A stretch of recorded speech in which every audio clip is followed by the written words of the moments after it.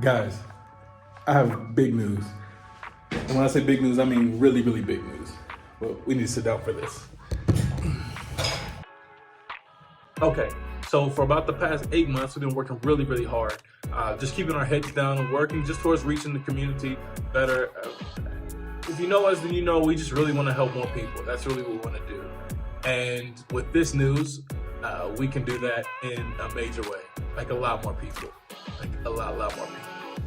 So the point of this video is I wanted to tell you that. So, okay, there's not any proper way to start this, so I'll just do it like this. Our church is here. You come in the door here. Again, if you followed, you've seen this, but there's a door right here. And, you know, we come in here and sometimes we'll pray before service or, you know, whatever. And there's another door here. So in this door, you've never been through here. You come down, there's steps. And there's a door on either side. Really playing with the lights. And you are in the clinic. Actually, you're technically in the clinic the entire time. But this is where they keep all the files and patient information and stuff like that, the current at least. And so we're gonna give you a tour of the whole thing. All right, so you come out of the door in the records room, and I'm walking through here now, so I'll flip it around. And this is the general area, kind of where you come and, you know, check in and or whatever. Or actually pay here, I'm sorry. You pay here, and the check-in is over there. It used to be you do both here, but now it's different. So this is technically the main entryway. I'm gonna try not to be like all over the place with this video, but it's kind of hard to. So that's the main street out there. And so you come in, there's a check-in there, and then you come in here and you go in right there. So before I continue, let me just clarify how this place started. Long story short, this place was started by missionaries years ago. And a lot of missionaries have passed through and have considered it home base and home. Actually, even there's apartments upstairs that people have lived in. And so this place over the years has reached thousands upon thousands upon thousands of people. So it's been an amazing project, a great place.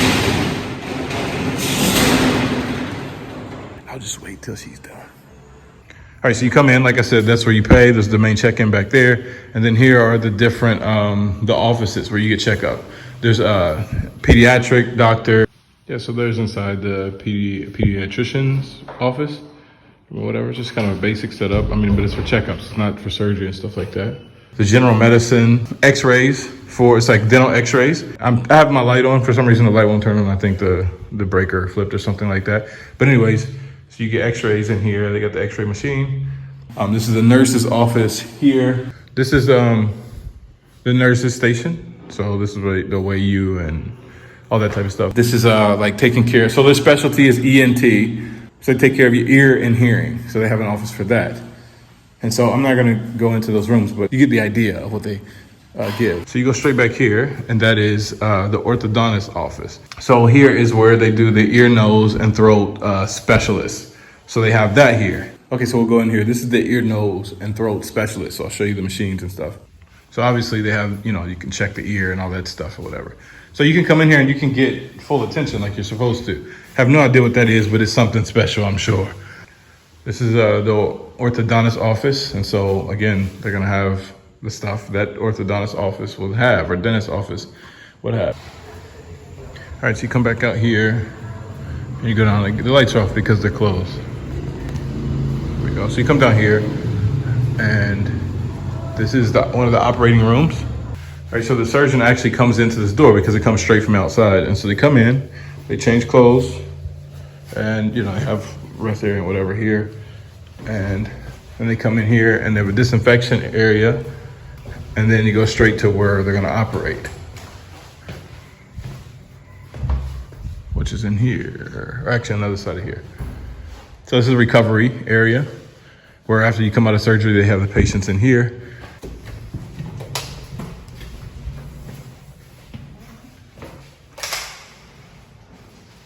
Rudy said it's like a horror film in here. This is one of the operating rooms.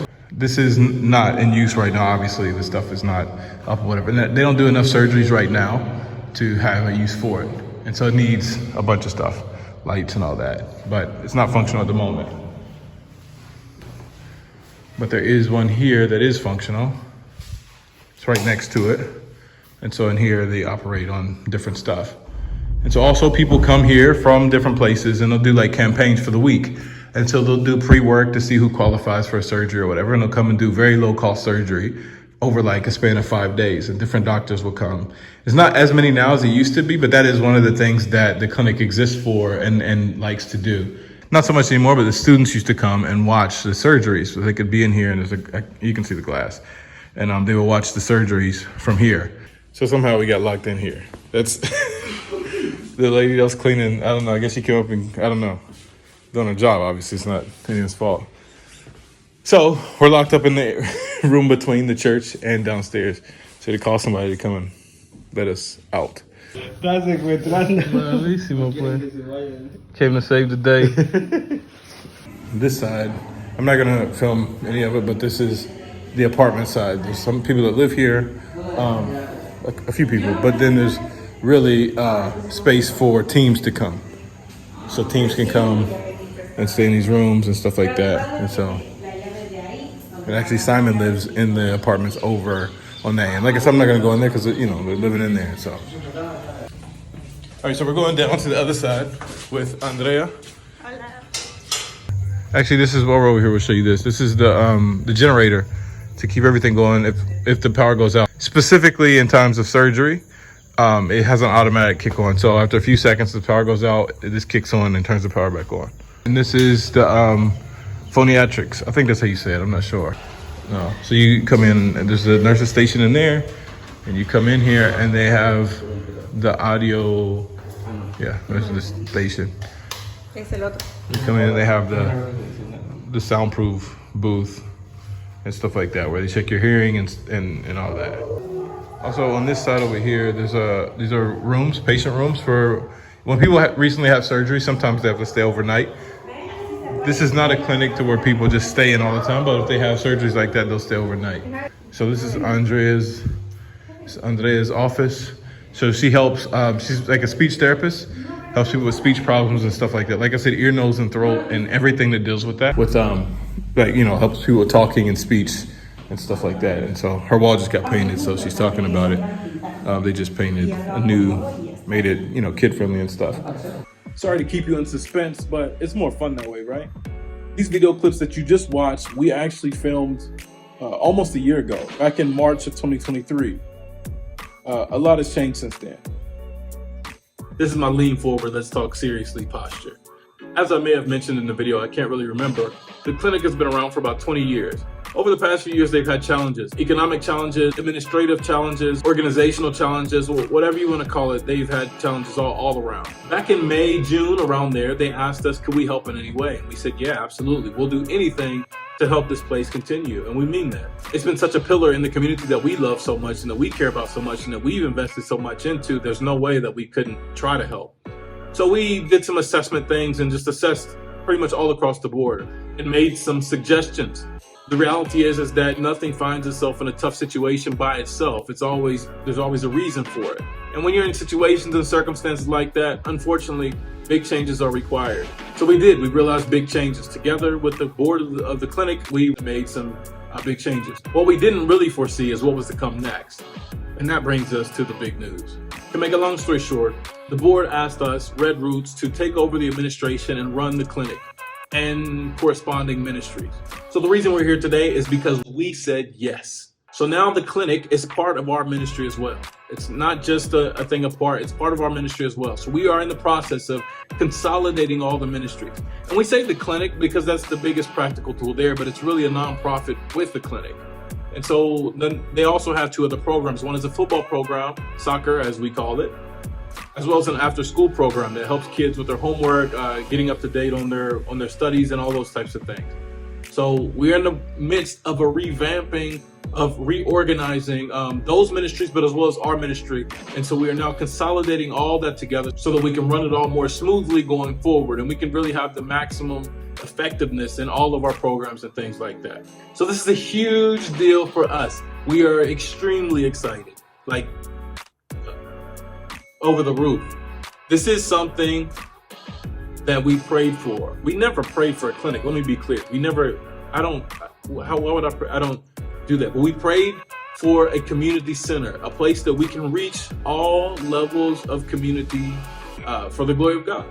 That's really what we wanted to do. But just not just praying over people and just preaching at people all the time. We want to provide care with excellence and do our things with excellence. We want a football program that wins, that produces. Yes, we want to disciple kids, but we want to do things well. But a clinic was never on the forefront. And while we never really had plans for a clinic, God's plan was bigger than ours. But man, it is a huge, huge practical tool, probably the biggest practical tool that we have. Because I know what you're probably thinking. You're probably thinking clinic in terms of a place where, we put on all matching t-shirts and you can come in and we'll cut your hangnail and we'll pray for you. Nah, that's not what we're talking about at all. We're talking about a full-blown clinic. We do surgeries. You probably noticed if you're my friend on Facebook or if you follow us on Instagram or whatever, that we have been sharing different medical posts over the past several weeks. And that's the reason for that, is because now that is a part of our work. It's a part of our ministry. It's crazy to think about. We have specialties there. We have orthodontists. We have a cardiologist, a urologist. We have dermatologists, dentists, ENT specialists, which is one of the strong suits. Those were the surgeries we did on the campaign. ENT surgeries. It's incredible. The reach that we have is without limits. We can reach all kinds of people and help so many people now through this clinic. And it's not just a clinic, it's a low-cost clinic. So it's private clinic care, but for a low cost. Most of the people in our neighborhood make less than $200 a month. Consultation fee for seeing a cardiologist, for example, in the city at a private practice is gonna be about $50. So imagine giving 25% of your monthly income just for the consultation. Doesn't include any tests, doesn't include any follow-up or anything like that, just for the consultation. It's not realistic.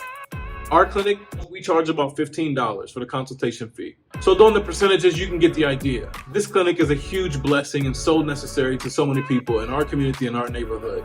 Providing access to doctors and specialties and surgeries even that people regularly don't have the money for, don't have the money or the access or the ability to be able to get. So this is huge for us. So anyways, I don't want to go much more into more details. Like I said, I'm going to record a podcast, a long podcast later on. And so if you're interested, you can hear more details there. But really today, I want to focus on sharing the good news with you so that we can celebrate together. This is amazing. And thank you guys who are our supporters. Without your prayers, love, and support, there's no way that we ever accomplish any of this, literally. I'm not saying that to make you feel good. That is the literal reality of where we are now. So thank you guys so much. Yeah, we're on the ground doing the work or whatever, but this is an us thing. We can reach so many people here in our community now because of you. So thank you so much. Thank you for your love and support. Keep us in your prayers and stay tuned. So this is the beginning of a rollout of a lot of clinic content that'll be coming in the weeks to come. And we'll be talking about everything. In the podcast, I'll be very direct, very clear, very transparent. So you can really get a full idea of what we're doing here, what we're up against, and also how to celebrate, pray, support, all those things. So stay tuned.